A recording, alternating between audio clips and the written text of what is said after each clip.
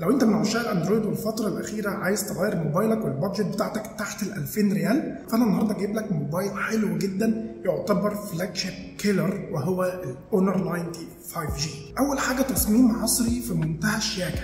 تعال بقى للميزه اللي انا ارشح لك الجوال او الموبايل ده عشانها، وهي الكاميرا ال 200 ميجا بكسل الترا كلير كاميرا، واللي بتتمتع بشويه مميزات رهيبه جدا. على سبيل المثال خاصيه المالتي فوكال بورتري والدول فيو اللي بيفضلها اغلب البلوجرز. هتقدر تاخد صور بخاصيه ال HDR عشان لو وراك اضاءه زي كده تبقى الصور في منتهى الوضوح. وعندك كمان سيلفي كاميرا 50 ميجا بكسل، وكمان لو بتصور بالليل مش هتشيل هم ان الاضاءه ضعيفه بفضل النايت مود القوي جدا في الاونر 50 5G. وعندك كمان اداء جبار بفضل المعالج الاحدث في فئته من كوالكوم وهو سناب دراجون 7 جين 1. اندرويد 13 واجهه اونر الاحدث الماجيك او اس 7.1. كل المميزات دي بتيجي مع بطاريه عملاقه 5000 ملي امبير وشحن سريع 66 واط. اعتقد ان ده افضل موبايل بيجي بمميزات في فئه الفلاج شيب كيلر يخليني ارشحه لك بقوه في فئه ال 1700 او تحت ال 2000 ريال.